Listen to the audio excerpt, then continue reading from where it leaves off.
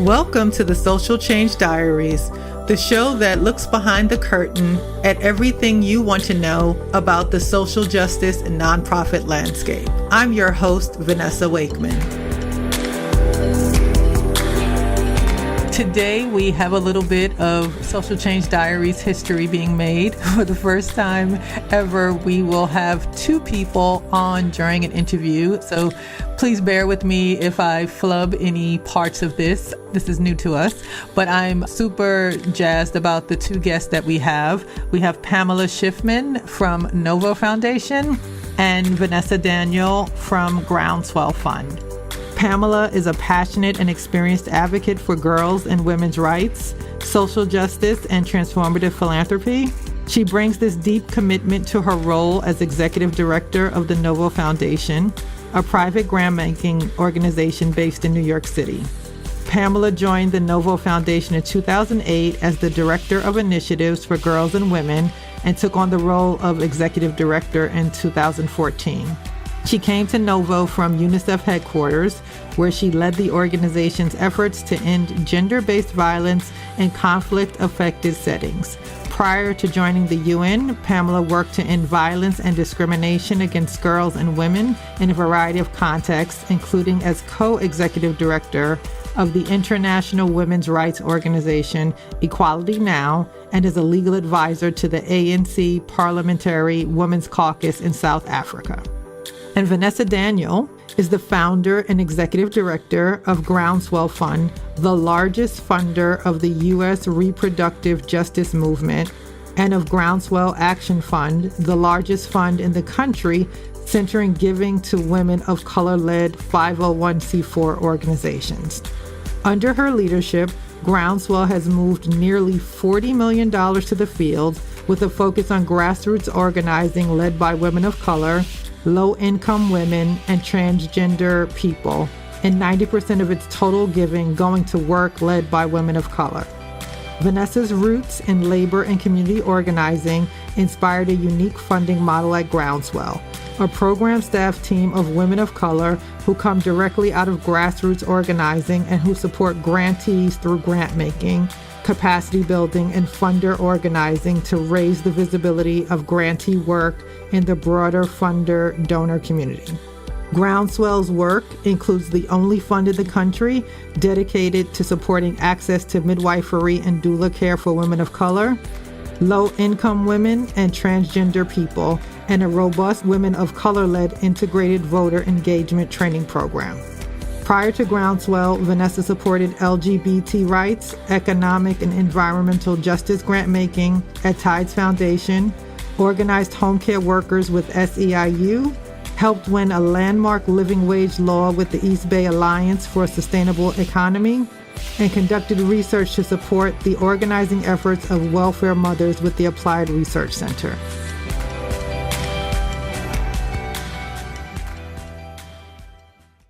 All right. So as promised, I am here today with Pamela Shifman from NoVo Foundation and Vanessa Daniel from Groundswell Fund. And we're going to be talking about philanthropy. And I think to sort of frame the conversation, or at least make sure that we're all speaking the same language, would love to welcome my guests and just ask them for the very first question, how they define philanthropy. So Vanessa and Pamela, thank you so much for joining me. Thank you for having us. Yeah, thank you, Vanessa and Vanessa. Thank you. So, Pamela, let's kick off with you. Sure. For us at NoVo, we place a high priority on a compassionate view of the world and on the highest definition of philanthropy, which has its roots in the words anthro and philo, for the love of human beings. For us, the only way to create real change is with love at the center and with a belief and a determination for our shared liberation. Got it. Thank you. And Vanessa, what about you? How would you define philanthropy? Well, I think, in my view, philanthropy in its most basic sense is giving to support the well-being of others. And, just as Pamela has said, and you don't have to be wealthy to do this. Poor people do this every day. They share food or clothes or shelter with their neighbors. When you get into large-scale philanthropy, in my view, there are two kinds. And what makes them distinct from one another is really their relationship to greed. We're living in an era where we have enough resources on the planet for every single person to live well, but we have designed economic systems that concentrate massive amounts of wealth in the hands of the few and leave masses of people to suffer in widespread scarcity and poverty. So, the first kind of philanthropy, conventional philanthropy, tinkers at the edge of the system, but allows it to churn on. So, many of us saw the recent Oxfam study showing that the annual earnings of the world's billionaires in 2017 alone could have ended global poverty 7 times over. So many of these billionaires engage in conventional philanthropy. They're making donations and collecting tax write-offs, but there isn't a real interest in ending world hunger by any significant redistribution of their wealth or by changing the systems that perpetuate it by moving profits increasingly out of workers' pockets and into theirs. It's more of a feel-good exercise, and it's set up to go on in perpetuity. Social justice philanthropy is a different kind of philanthropy. It's set up to actually put itself out of business. So it resources the kind of work that's led by the most marginalized people, and that, if successful, will transform the system itself such that the massive accumulation of wealth is actually no longer possible. And the resources and decision-making power in our societies are shared more equitably from the start. So, I'm really privileged to work with many wealthy donors and philanthropic colleagues who engage in this type of philanthropy. And, they're giving to kind of the most courageous social change work with full knowledge that if what they're funding works, their own way of life will change. But they're seeing this bigger picture as both it's a reclamation of their own humanity, and it's part of kind of aiding the evolution of society towards kindness and away from greed. There was so much packed into that response. So as far as the point about putting themselves out of organizations being able to put themselves out of business because the work has been done, I think that is such a fundamental sort of idea around how we're looking at social change and social justice and just sort of creating the world that we want to live in. And thinking about the different frameworks that you talked about for philanthropy, it's clear that you, as someone who's in this industry, you've given a lot of thought and time and consideration to what needs to happen. I remember the article you wrote last year, America is Burning, White People in Philanthropy, What is Your Move? And I want to talk a little bit about that based on what you just shared. Can you talk a little bit about that piece and what led you to write that and sort of what the response was to the piece? Sure. For months after the November 2016 election, I kept thinking about my grandfather. We used to call him Papa. And Papa used to work as a driver for a British tea plantation owner in Sri Lanka. And that owner would often kind of get drunk and tell Papa to move over to the passenger seat of the car so he could take the wheel and drive. He would careen all over and, driving into potholes and ditches, and Papa would often come home banged up, but he felt stuck. He needed the job to feed his family. And there was even a time when he drove over an embankment and Papa almost lost his life and came home with a deep gash in his head. So I realized I kept thinking about this story after the election because it was such a metaphor for what has happened in this country. You have a particular brand of rich white men who have driven this country into every possible ditch, from climate change to a massive wealth inequality to the largest prison population on the planet, endless war, gender and racial inequality. And those of us who are trapped in the car have gotten banged up. People of color more than others, but so have many women, so have many LGBT people, so have the poor, so have people of conscience. And the stakes are really high now. We're not talking about driving into ditches. We're talking about driving off of cliffs, crashes that we may not, when we think about things like climate change, that we may not as a species survive.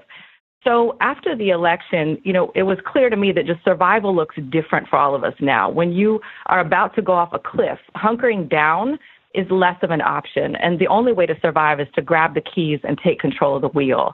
And, when I thought about my 6-year-old daughter, I just became crystal clear that I am part of a generation of people of conscience that has got to make it our mission to grab the keys. And philanthropy, a field that I have been working in at that point for over a decade, plays a big role in continually giving white men and also white women that aren't actually working to dismantle racism and many of the systems that are driving us towards that cliff the keys over and over again. Less than 5% of annual giving goes to people of color. And so, people of color and women of color have been the focus of our work at Groundswell and have an important role in taking the keys. And I don't say this in a sensualist way that assumes, that all people of color are progressive or all white people are not. I mean, there are people of color who will drive us into ditches, and there are white people who will drive us away from them. Fair and just leadership comes in all colors. So this is not about individuals. My mother's a white woman. I trust her with my life. Clarence Thomas is a black man. I wouldn't trust him with a dog I liked. But there are statistical realities we must acknowledge about the groups that are driving us towards the cliff and the groups that are driving us away from them. So we could take elections for presidents and governors as just one example. When exit polls clearly show that the majority of white voters, including white women, cast their ballots to put a misogynist in the White House, a bigot in the governor's mansion in Virginia, and a pedophile in the one in Alabama, with black women turning the tide in the latter two instances, I think it's a fair question to ask why nearly every dime of progressive electoral giving continues to go to white people in general and white men in particular. It's a fair question, when that leadership is actually resulting in crushing defeats for progressive values across the country. I think it's fair to point out that if more of us had followed the leadership of black women, then when they voted 96% against Trump last November, we wouldn't actually be in the situation that we're in as a country. And when there are hundreds of thousands of voters of color in every state, more than enough for wide margins of victory for progressive values, where every poll tells us they are with us on nearly every issue that progressives claim to care about, from climate change to reproductive justice to immigrant and worker rights, I think it's a fair question to ask why philanthropy refuses to resource them at any degree of scale to engage. So I think that, there are people who think these questions are impolite that I'm asking, and philanthropy is famous for valuing comfort and polite society above all else. But I am much more concerned, and I think in this moment after the election, when I wrote this piece, became much more concerned about survival than being polite, and the survival not just of people of color. This is about survival for all of us, and acknowledging that it's costing us something, including white Americans, to leave people of color out of funding mixes. And is that a price we're willing to pay? Is that a price we're willing to pay for our kids? So how do we in fact understand that resourcing, for example, women of color is not just about the liberation of women of color, it's about the liberation of all people, including white women and white people in this country. So I want to come back to something you said, but before I do that, I want to just ask Pamela. So Pamela, you responded to Vanessa's article and you wrote a piece in an op-ed in Chronicle of Philanthropy, Responsibility of White People in Philanthropy to Dismantle Racism. Tell me what got ignited in you to write that article and how it was received by your peers and colleagues. Thank you. First of all, I just want to say, Vanessa, I'm so grateful for your courage and your incredible clarity, because for me, it was very much that I was very much inspired by what you wrote and feel like this is a price that I am not willing to pay, right? The lack of investment in women of color is a price that I am not willing to pay, and that I would encourage particularly my white colleagues in philanthropy to also take your call to action. We know that 90% of foundation leaders are white. We need to change that. And in the meantime, we also need to recognize that with our numbers comes an undeniable responsibility. It will be our courage or our silence that will ultimately determine whether philanthropy works to dismantle white supremacy in all its forms or not. We've seen movement leaders of all races, genders, backgrounds take huge personal risks every day to end patriarchy and white supremacy. But the reality is, we in philanthropy, especially the 90% of whom are white, have not taken nearly those same risks. As white people, the work we have to do is substantial because we know our racism and bias permeate all aspects of society, including philanthropy itself. And there are devastating consequences to this bias. I think Vanessa really highlighted well the way in which our entire country is suffering because we have not invested in the leadership of Black women. And I want to help change that. And that is one of the main reasons I wrote this article in response to the incredible conversation that Vanessa started. So is the first or next step, is it to sort of focus on the need for intersectionality and to help create a pipeline or more opportunities for women of color, for Black women? Or is the next step to address the big bucket of white supremacy, the systemic white supremacy? Like what, you folks are much closer to it and sort of living it every day. Which of those two? We know that both of those things are definitely needed. Are they happening one at a time? Do they need to be happening at the same time? Which one do you think will lead us closer to the progress that both of you spoke about? And either one of you can jump in. I mean, I think it's a both and I mean, I would just commend Pamela for not only writing this piece, but for living into what she has written and what NoVo Foundation is doing, which I think is both of those things, is, you know, tackling implicit bias and also moving the resources at the same time. And Pamela, what would you say?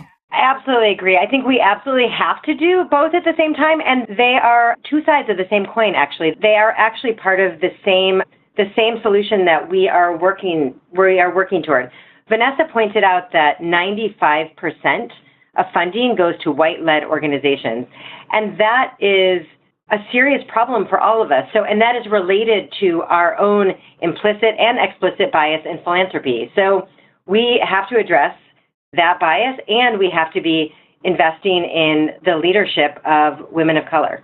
So then that leads me to the topic that is most uncomfortable for many people nowadays around white supremacy. And so there's this vision of white supremacy as it exists and, you know, people doing bad things outside of the workplace primarily, or, you know, tiki torches and protesting and violence. But what does systemic white supremacy look like? Like, what does that look like? And how do we start to address it in a way to sort of break down what is happening? We're talking about these numbers of 95% of money, you know, going to organizations that are non-people of color, or 90% of the leadership in the philanthropy sector is white. And so how do we dismantle this white supremacy? Like, how do we sort of shake the ground? It just feels like such an overwhelming problem. And I know these conversations are great, but like, what do the actions look like beyond the conversations? First of all, I think it's seeing it and being aware of the ways in which patriarchy and white supremacy are showing up in our work. We know that it's like a fish in water. We live in white supremacy. We live in racism. We live in misogyny. We live in sexism. But we have to be able to see what we are living in. So that is really the first step. And maybe we'll share a couple of examples of how we can open our eyes to what we're seeing, and then share a few of the recommendations that I outline in the response piece that I did to Vanessa. So one way is really noticing the ways in which our sector in philanthropy has a habit of celebrating and favoring technological innovations, and celebrating and favoring white men who lead these technological innovations over some of our society's most proven social innovators, which are often women of color and low-income women. But we don't often see those as being social innovations. We instead favor the new technologies that white men share at fancy conferences. So I think it's noticing that we're doing that and interrupting it. Similarly, we can see that women of color-led organizations are often underinvested in by philanthropy, and they somehow manage to do incredible transformational work on a shoestring. And as a result, philanthropy notices that and says they manage to do transformational liberatory work on a shoestring. We can give them a really small grant, and they will really take that grant and run with it, instead of recognizing that they shouldn't have to do their work on a shoestring. Actually, women of color-led organizations should be allowed to flourish and thrive and have the resources that they need to be able to make the incredibly important change that they are making. So too often what we see is that small grassroots organizations get punished for being small grassroots community-led organizations by getting smaller grants than large, often white-led organizations, which are given larger grants. And Vanessa, what do you have to add to that? Yeah, I love what you're saying here, Pamela, about doing the work on a shoestring. That's one of the largest problems I think we face in the field, you know, along with kind of this valuing that you talk about of white male innovation. And we see this a lot in philanthropy where, you know, white male-led organizations will receive millions of dollars to develop a very loosely defined concept, with plenty of room to fail under the umbrella of innovation, while, a women of color-led effort is kind of greeted with endless doubt and skepticism and, required to produce a 5-year detailed plan to get $10,000, and then, funding is cut at the first sign of failure. So I think both of these points you raised, Pam, I think are really, really core to what we need to work on. I think that it is a system that is doing exactly what it was designed to do in terms of mainstream philanthropy. And Beverly Tatum describes racism in America as one of those moving airport walkways, and I think this could be applied also to patriarchy, which dovetails closely in how it impacts women of color who are seeking funding. But she describes it as, active racist behavior is the equivalent of walking fast on the conveyor belt. Passive racist behavior is standing still on the walkway. So you may not be making an effort, but the moving walkway still moves you in the same direction. Now, some people might feel very uncomfortable with the injustice that they're noticing. They might actually turn around and face the other direction. But unless they walk against the walkway at a speed that's faster than it is moving, unless they're actively anti-racist, actively dismantling patriarchy, they're going to be carried along with everybody else. I think the main problem in philanthropy is that the field, in vast majority, is standing still, and people in the field are standing still. And that is why giving to women and people of color and women of color is either standing still or declining. I mean, we see that only 7% of all funding in the U.S. is going to women, and as we mentioned earlier, 5% to people of color. And the Philanthropic Initiative for Racial Equity notes that this is, in fact, flatlined. This 5% is flatlined for as far back as we have recorded data. So like all systems of structural racism and patriarchy, it's doing what it was designed to do, and it needs to be disrupted. So the moving walkway in philanthropy looks like, most foundations hire all-white staff or nearly all-white staff, and then they end up with all-white or nearly all-white portfolios of grantees. This is not rocket science. This is the Oscars. This is a bunch of white guys, which is pretty much what it is at the top of philanthropy, deciding what they think is valuable and credible and worthy of attention, and there you go. We have philanthropists that are set what I call dog whistle grant-making criteria that essentially ices people of color out of funding without ever having to mention race. So you have a criteria that requires applicants to have large budgets and significant organizational infrastructure to compete for that funding. Well, many people of color organizations, because they have been so marginalized from funding since the beginning, don't actually have budgets large enough to compete. So then they can't meet the criteria, then they can't get the money, then they can't increase their budget, then they don't qualify for funding. It's a vicious cycle. So they're effectively structured out of the equation. I think that we also normalize this practice of having people of color come and speak to us at meetings, and even having programming, at philanthropic convenings that is quite radical and quite left and quite inclusive, but then people go home and they fund exactly the same work that they were funding before they heard those presentations. And so in my experience, the longest distance in philanthropy is that which is traveled between the conversation, which can become very radicalized and progressive, and the movement of money. And so how do we actually get to that place where folks in philanthropy are confronting discomfort in order to shift the status quo on the movement of money? And then the last thing I'll say is just the collection of data. The 5% stat we have on money going to people of color is funding to people of color. That includes white-led organizations that are researching us and working on our behalf.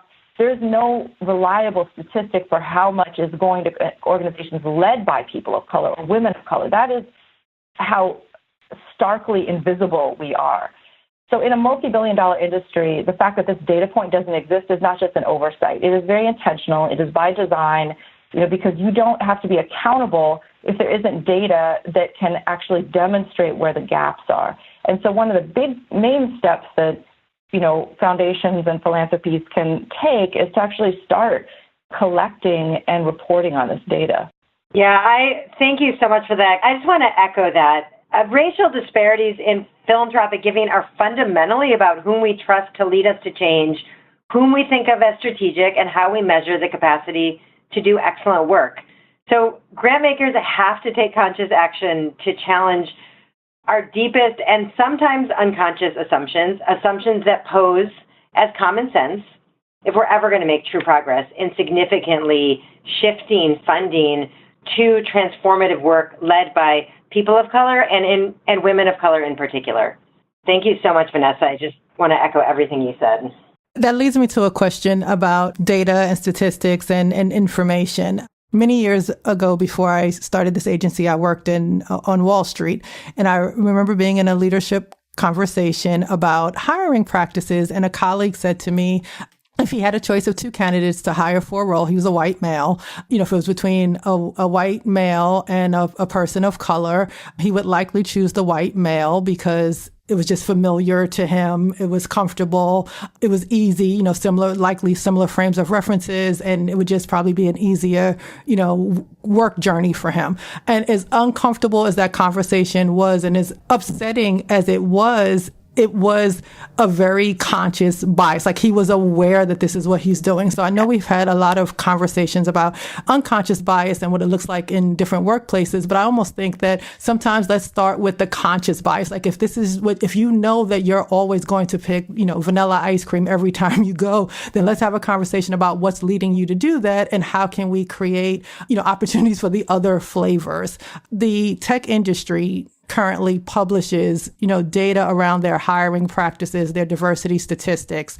And I know that what the two of you just shared is much more nuanced than that. But do you think that could be a good start around having institutions think about what diversity looks like in their organization, and then using that as a next step around how do we introduce other voices, people of color into these conversations so that we can maybe expand the kind of organizations and the people that we are funding? Or do you think that it is that will not have any value to the sector?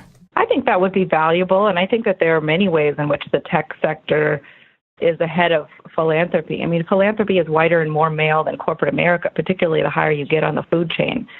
So I think that kind of data collection and examination is important, but I think it's only a first step. I think you also have to deal with the education and political education and culture setting within institutions so that they are actually inclusive, not just on paper in terms of the number of people of color or women who are there, but in terms of the way folks are given room for their voices and decision making, and the work that white folks and white men on staff are doing to actually educate themselves and dismantle their unconscious bias.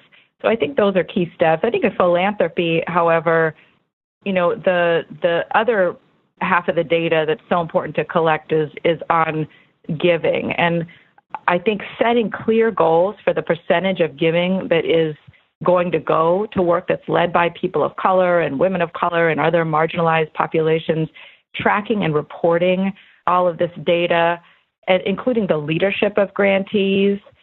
And that is making that the gold standard in our field instead of this current practice where, we have the majority of foundations concealing massive disparities in giving behind a lack of data.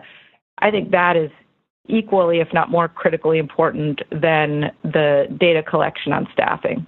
I would agree with that. And I would just say, I think we always want to keep in mind we're talking about equity, not diversity, right?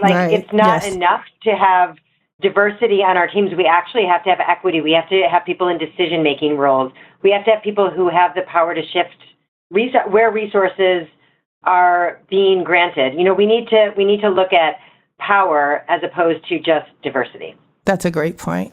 One of the things our agency is doing, 90% of our work is with the nonprofit sector. And we know that is primarily, the workforce there is primarily women, but oftentimes men are leading the larger organizations. And so we've been working really closely with women around thought leadership and helping them to build a platform and an agenda where they can get their thinking out. We find that when they are able to position themselves as thought leaders, funders are taking them a little bit more seriously. They're getting more support from individual donors. And there's sort of a shift in the trajectory about where they can take the organization, that the power dynamic changes. And so they're able to, bring different stakeholders together and really try to move the needle. Do you think that in the philanthropy space, if we're thinking about this issue of equity and we're sort of thinking about who has the majority of the spotlight today, is there any ways to develop women so that they can, I know that the word innovation has been volleyed in the conversation a little bit, and that people seem to be really attracted to this idea of innovation and, something new, something different. Are there ways that we can help and support women by helping them to sort of share their ideas, their concepts in a way that will get some of that level of attention so that there's ways to sort of, get a seat at the table or to be in the room for these conversations? We know oftentimes that when given an opportunity, as Vanessa shared in the example about Black women, we have what it takes. We have all of we're equipped to sort of do the job, but are there ways that we can leverage our intellectual capital in a way to be seen as more attractive for these roles or to get the support? I think something that I actually believe deeply in innovation. I love innovation, and I just feel like we are not always seeing innovation for what it is. So I think if we look at who are the most innovative people in the world, are low-income mothers who are trying to figure out how to take care of themselves and their children in a society that does not make it easy to do that at all. So those, to me, are the most innovative people on the planet. And so I think it's actually just how we shift who we think of as innovative, not getting rid of this idea of innovation in and of itself, because I think it's really important. And you just see so much creativity. And I feel like in philanthropy, we are so lucky to be able to be given the gift of people's incredible dreams and hopes and ways in which people are making the world better in their communities. And we are very lucky to be able to support that incredible work. In terms of lifting up the leadership of women and women of color, I think we in philanthropy can do a much better job of doing that and really highlighting the incredible work that our grantee partners are doing. Either whether it's at conferences or sharing it with our philanthropic colleagues, promoting it on our websites. I think it really is remembering that our role is not as movement actors, but our role is to support movement leaders. So we are in a support role, not the central character. I agree with that 100%. I think that there's no shortage of innovation from women and women of color, and it's making space for it and recognizing it. And we saw it most recently in Alabama in the election, where just the incredible, powerful work of Black women to organize in churches and HBCUs and, across the spectrum to turn out voters at a higher rate than turned out under Obama in order to defeat a file who was running for governor in that state. I mean, that is innovation that if donors hadn't recognized that at the ninth hour and come in with dollars to support it, that's a victory that wouldn't have been seen. But how do we see that innovation earlier, and how much more would we gain if we saw it and resourced it and gave it space and oxygen earlier? And how much are we losing by doing too little too late? So, Vanessa, this question is for you. As a woman of color who is in a leadership role in the sector, what do you feel your responsibility is? I think, as a woman of color in philanthropy, my ultimate accountability is to the material conditions of the most marginalized people in my community. And that includes, women of color, transgender people of color, the LGBT community, and making sure that I use and maximize my proximity and relationship to the levers of power and money in philanthropy to unlock the maximum number of resources to transformative work. I have a responsibility to value and to continue to value the lives of these community members over white comfort of my colleagues in philanthropy.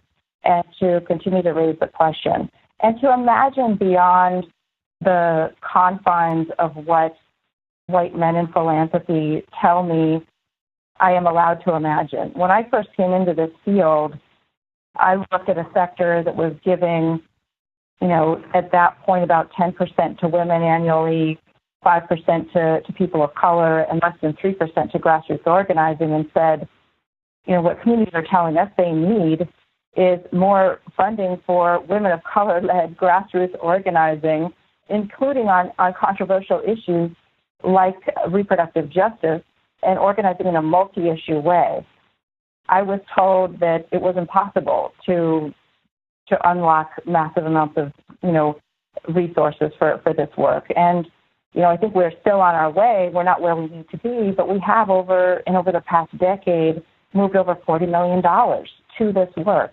We have launched the largest C4 fund in the country that is centering women of color-led C4 work. That is intersectional. That is building grassroots infrastructure for the long haul.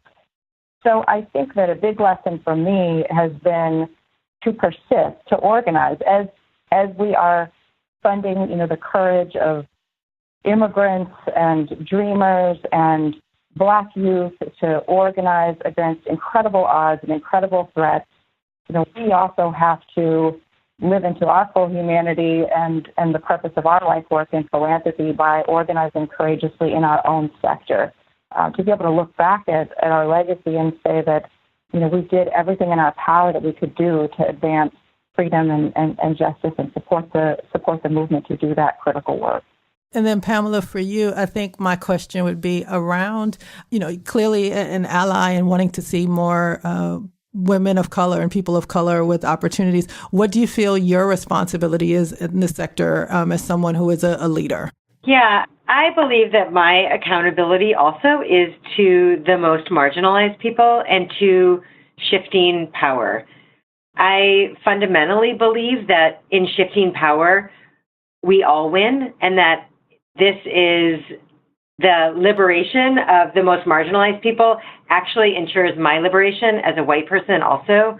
I believe that our lives are intertwined and that is fundamental, and that I really hold that responsibility and accountability with me at all times.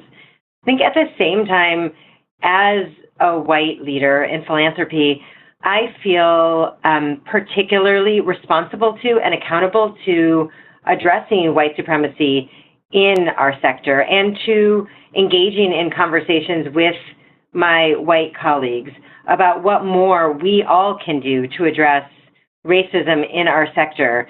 I think because of my whiteness, I have access to white spaces. People listen to, I think the way racism works is that white people listen to other white people. So I have an obligation as a white person to continuously raise questions of racism and to really challenge the comfort of our sector, as Vanessa pointed out so well.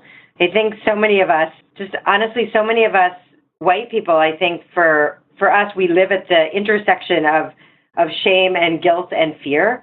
And the problem is that intersection is not helpful for anyone and actually doesn't help us to advance the critical justice work that we're committed to. So I think that is also my accountability and responsibility, is to specifically continue to have these conversations with white colleagues. A beautiful thing has happened since Pamela released her piece. There are a number of very large philanthropies and foundations who have contacted Groundswell and, have started talking to us about investing in women of color. And so this is a perfect example of, I put out a piece and we put out a piece at Groundswell that reached a certain audience. And then Pamela used her power and positionality as a white woman in the sector to release another piece in response and Chronicle of Philanthropy that actually opened doors for us and for the women of color that we're supporting. And so, that kind of courageous, brave, and clear leadership that she is demonstrating is something that we want to see multiplied in philanthropy. Okay, I have two final questions for you before I let you go. This conversation is awesome, and I feel like I could talk to you both all day. In 2020, we have our next presidential election, and there's a lot happening in the world based on this current political climate. What do we think is possible by 2020 based on these conversations that are being had, based on sort of the Band-Aid being ripped off, and we know that, there's a wound that needs to heal, based on the speed at which change is happening, based on the transparency and the authenticity of the conversations, based on, people starting to get comfortable with the idea of being uncomfortable. What would you both like to see by 2020 as far as a shift in the sector? Well, this is Vanessa. I would like to see some clear goals being set, numerical goals, which, philanthropy is famous for asking grantees to set. We love our metrics. Can we set some numerical goals for ourselves that actually demonstrate where the bar is for getting to racial and gender equity in giving? How much do we want to be giving through our portfolios to people of color, to women, to transgender or gender nonconforming people, and name that bar and actually strive for it? Again, I think the longest distance is between the conversation, which in philanthropic spaces can transform and move very far left, and which it has done. There's been like a window for that to happen post-election, and the movement of money. And the movement of money has not changed significantly. So how do we take advantage of this zero gravity moment? As a great colleague of ours, Farhad Ibrahimi at the NoVo Foundation, wrote a great piece that we're in this zero gravity moment after the election. When you go up in zero gravity, it means that things are very chaotic, but it also means that you can move large objects that you never had the strength to move before. So there's the potential to do that. But how do we move that? That's not just a movement of ideas, of conversations, of discussions, but actually a movement of dollars and priorities and culture set within our institutions in the field, so that the outcome is actually different in terms of who is funded and resourced and scaled. And Pamela, what about you? Yeah, I agree with everything that Vanessa just said, and would add one thing. At this moment, we are having a public conversation about sexual violence and sexual harassment like we have never had before in my lifetime, that is sustained over more than 7 months now. The Me Too movement and moment is really continuing to gain momentum in the public eye, and yet we have not seen this translate into increased funding to end gender-based violence at all. We know, for example, that less than 2% of funds go towards addressing gender-based violence. And as we have seen from recent months, violence against women and girls and gender-based violence is impacting so many people. We absolutely need to be investing in the unbelievably creative solutions, the culture change work, the feminist organizing, the legal services, all of it that is actually transforming violence and sexual harassment in our country and around the world. And we know that this is being radically underfunded right now. And if we were, as Philanthropy, to invest in the leaders who are doing such powerful work, leaders like Tarana Burke, who launched the Me Too movement more than 10 years ago, we would see unbelievable transformation. So that's another thing I would love to see by 2020. That's great. Can I add one thing? Of course. Last year, we launched a 501c4. We got $1 million donation, and we launched a C4. We began talking to people in the electoral field, and were shocked to be told over and over again that this $1 million pot of money was the largest in the country that is centering women of color-led C4 work, and perhaps the largest that's centering people of color C4 work. So that is staggering when you think of the billions of dollars that are expended on electoral strategies each year.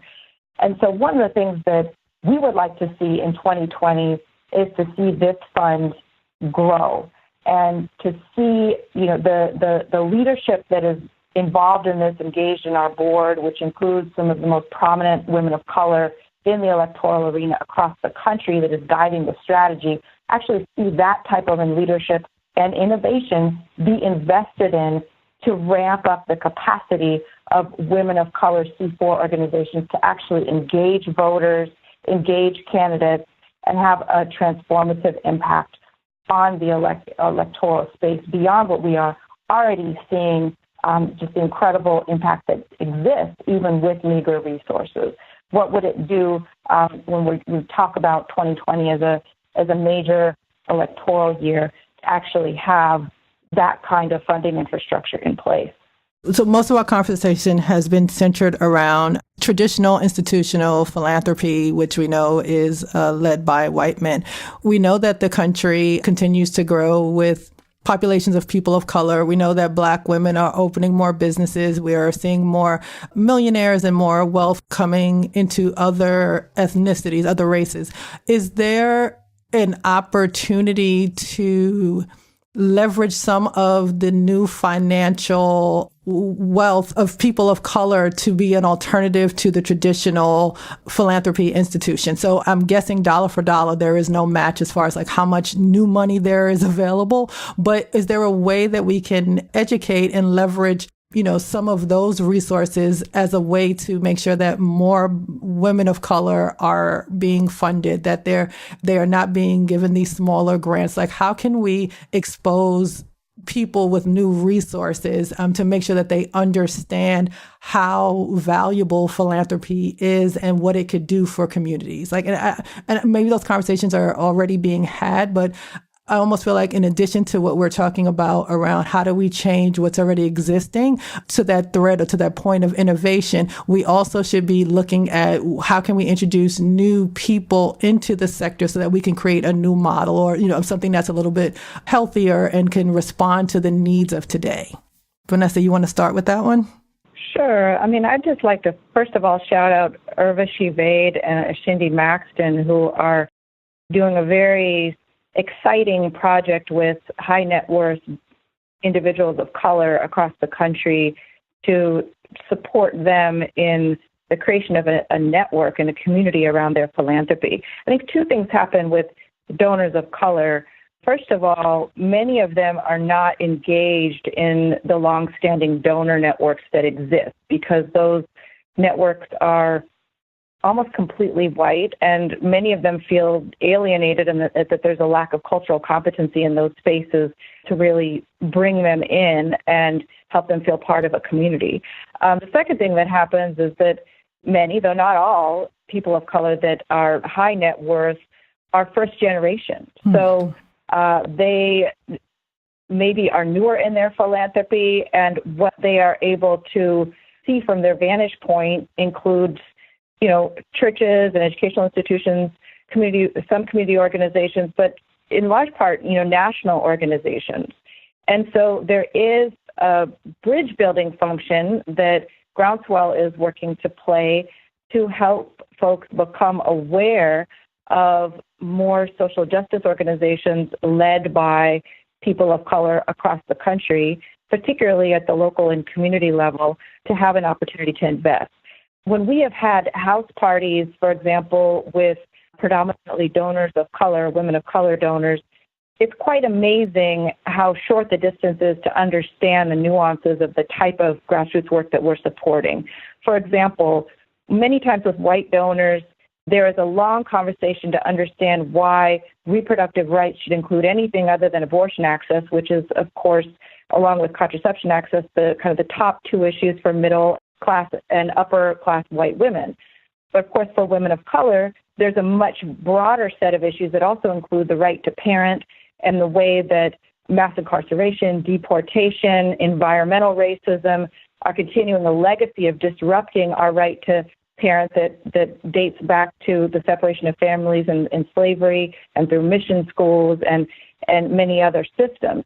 And so when we have those conversations with donors of color, there's an immediate recognition and personal stories that come out of, I remember the time that I was, recovering from childbirth and someone came in and offered to sterilize me, as a Black woman, back in the early 1980s.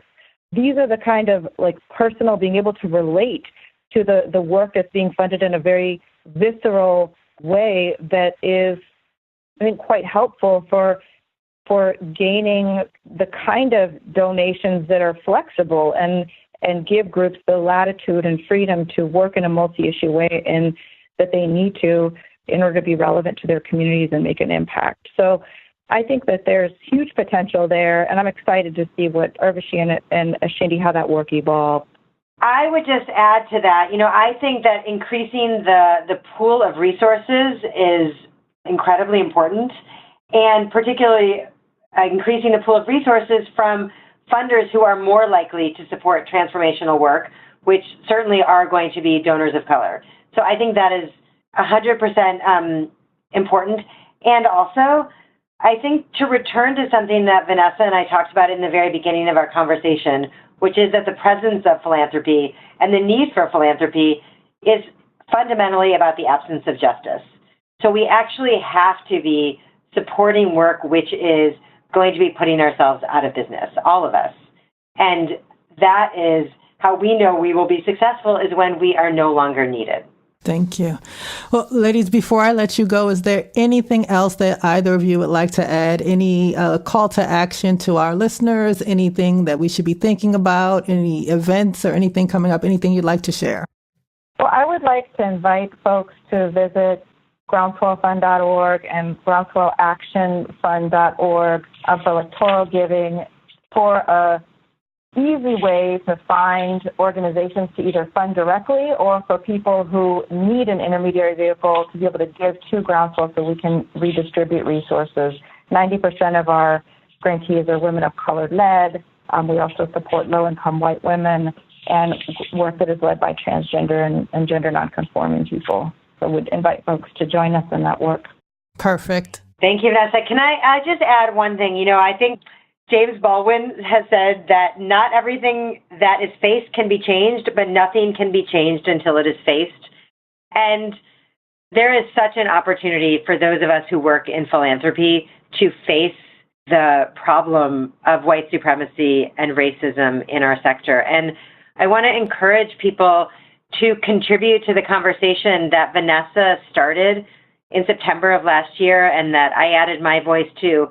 But it would be so great if we had other philanthropic leaders, particularly white leaders, contributing to this conversation and talking about how we collectively as a sector can challenge white supremacy, can change white supremacy so that we can have a more justice-filled and more joy-filled world, because that is what it's going to take to get there.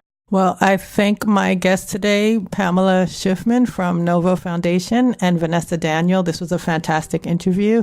Pam and Vanessa, thank you so very much for joining me. Thank you, Vanessa. And thank you, Vanessa, both of you. Well, talk about ending on a high note. I find it so fitting to end this season with this interview with these two women who have unapologetically sounded the alarm and sort of put philanthropy on notice that there's change to be made, and they are committed to making sure that it happens and engaging everyone in these conversations and sort of, moving forward in shared responsibility to create the needed outcomes. I want to thank all of my guests this season. I certainly learned a lot, and I hope that all of our listeners did. And stay tuned for season 3 coming up soon.